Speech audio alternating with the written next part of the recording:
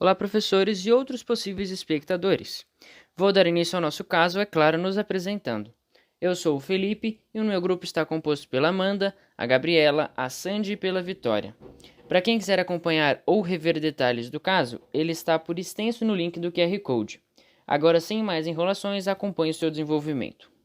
Paciente feminino, 5 anos, 24 quilos e brasileira. Não possui cardiopatias ou diabetes e habita em local com saneamento básico. Tem histórico de asma, fazendo uso de salbutamol em spray, 100 microgramas, que equivale a uma dose diariamente para controle. Sem viagem nos últimos 60 dias. A paciente vive com os pais e um irmão de 10 anos em uma cidade interiorana com criação de pecuária nos arredores. Está com um cartão de vacinação atrasado e seus progenitores relatam que a paciente está sempre bem disposta e alimenta-se de forma adequada. O irmão, na semana anterior, apresentou um quadro de teníase e ainda não completou o tratamento. A paciente deu entrada ao pronto-socorro com queixa de cefaleia intensa, febre de 38,8 graus, náuseas e vômitos. Apresentou-se letárgica e fotofóbica. O início do quadro se deu de forma insidiosa há cerca de 19 horas, quando os progenitores relataram que a paciente apresentou perda de apetite, irritabilidade e sonolência. Posteriormente, cerca de 12 horas antes da chegada ao pronto-socorro, houve o aparecimento das petequias nas extremidades dos membros, mialgia, cefaleia intensa e febre baixa. A mãe administrou uma dose de dipirona, que equivale a 15 gotas, mas não houve melhora significativa. A partir de então, ocorreu o agravamento dos sintomas, culminando em rigidez na nuca, vômitos em jato e febre alta. Por conta do local em que a paciente reside e seu irmão ter apresentado um quadro de teníase dias antes, uma das suspeitas era a neurocisticercose por Taenia solium. A outra suspeita, devido aos sintomas da paciente, era a meningite bacteriana. No exame físico, foi constatada a presença de petequias nas extremidades dos membros inferiores. Além disso, foi encontrado sinal de Brudzinski, que é a flexão involuntária dos membros inferiores quando a nuca é fletida, e sinal de Kerning, que é a contratura dolorosa da região lombar quando é feita a flexão da coxa sobre a pelve com a perna em extensão. A frequência cardíaca era de 140 batimentos por minuto e a frequência respiratória de 46 incursões por minuto.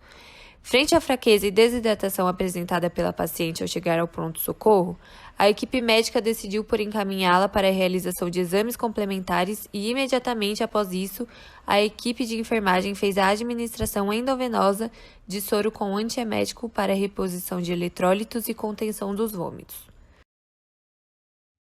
A paciente foi encaminhada para a realização de hemograma e uma tomografia de crânio, a fim de determinar a etiologia precisa da doença para melhor tratamento.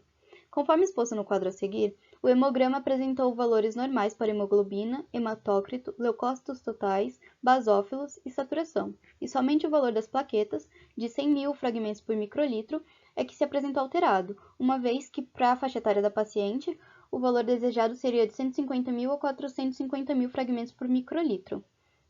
Na tomografia não foram encontradas lesões ou calcificações características de neurocisticercose, então, após receber as medicações, ela foi encaminhada para a punção lombar de líquido cefalorraquidiano. Tanto para avaliação celular quanto bioquímica, pesquisa de antígenos de cisticerco de Taenia solium e também para exames microbiológicos. Assim, foi coletado 10 ml de líquido cefalorraquidiano e a paciente foi internada em emergência para acompanhamento.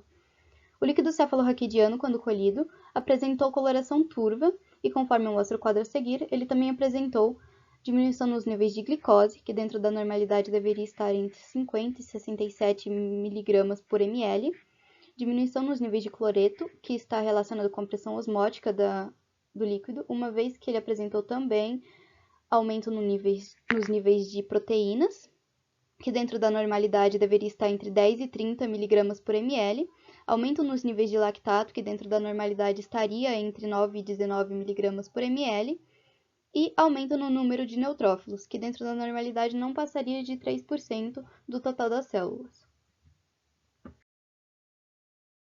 Apesar de terem iniciado um tratamento empírico contra a meningite para essa paciente, a amostra de líquido cefalorraquidiano foi encaminhada para diagnóstico microbiológico. Realizaram coloração de Gram, em que identificaram numerosos diplococos Gram-negativos livres e internalizados por leucócitos multinucleados, conforme podemos observar na imagem à direita superior.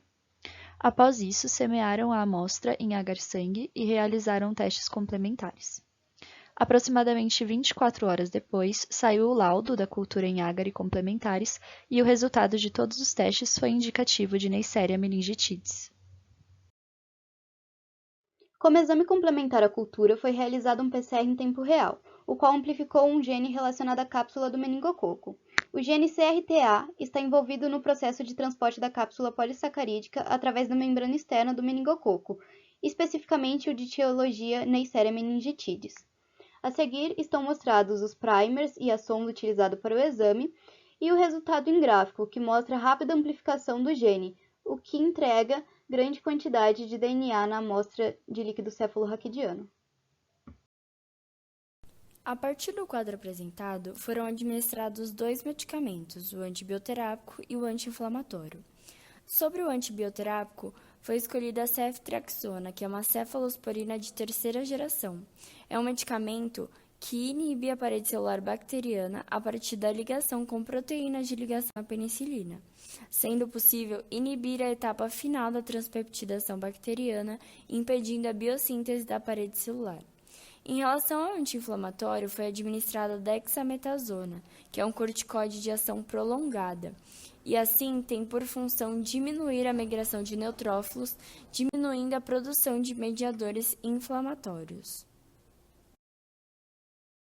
Poucas horas após ter sido internada, a paciente passou a apresentar o quadro de coagulação intravascular disseminada, que foi comprovado através de exames diagnósticos que mostraram que o tempo de protrombina, o tempo de tromboplastina ativado e o dímero D estavam elevados, o fibrinogênio estava baixo e as plaquetas estavam abaixo de 50.000. Esse quadro é relativamente comum no caso de infecção por Neisseria, porque esse micro-organismo pode levar à sepse, o que leva a uma intensa liberação de citocinas pró-inflamatórias, liberação de micropartículas contendo fator tecidual, além da presença de lipooligosacarídeos. Tudo isso contribui para a ativação da cascata de coagulação, levando à coagulação intravascular disseminada. O alto consumo dos fatores de coagulação é responsável pela alteração no resultado dos testes bioquímicos. O processo compensatório para a degradação da fibrina provocado pela coagulação intravascular disseminada pode levar a hemorragias, e no caso da nossa paciente, ela apresentou hemorragia nas glândulas suprarrenais, o que também contribuiu para a plaquetopenia. Em razão do alto risco de vida que a paciente corria, a equipe médica decidiu tratá-la com heparina de baixo peso molecular, administrada via subcutânea a cada 12 horas. Não havendo melhora no quadro e devido à plaquetopenia causada pela coagulação intravascular disseminada, e já que as plaquetas estavam abaixo de 50.000, realizaram uma transfusão plaquetária. O quadro também não apresentou melhora e, infelizmente, devido a todas as complicações, a paciente foi a óbito fulminante.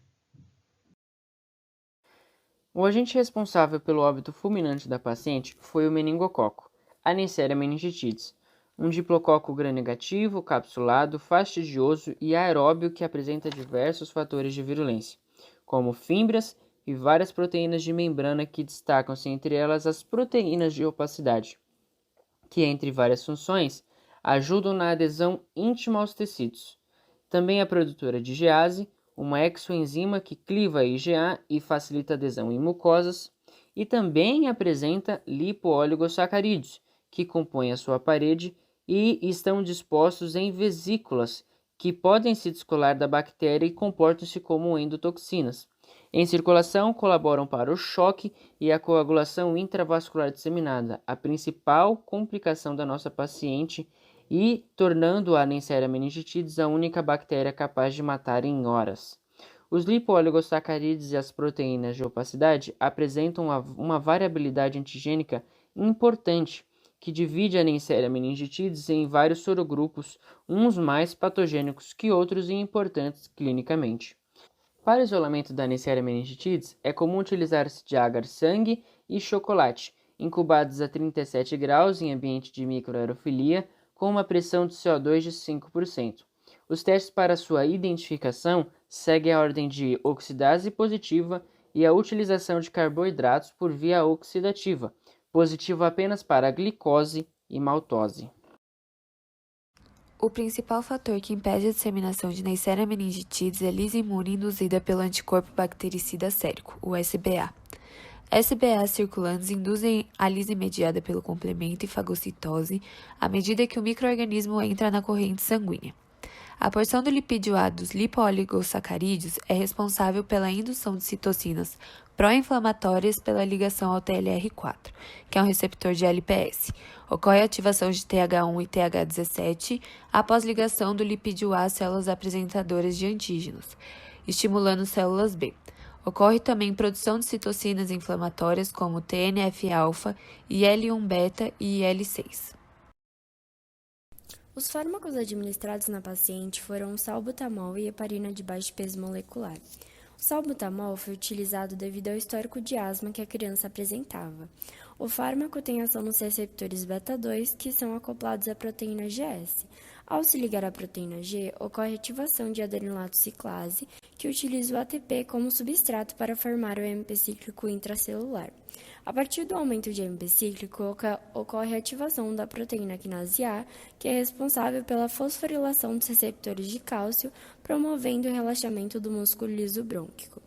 Ao falarmos da heparina de baixo peso molecular, estamos relacionando ao quadro de coagulação intravascular disseminada.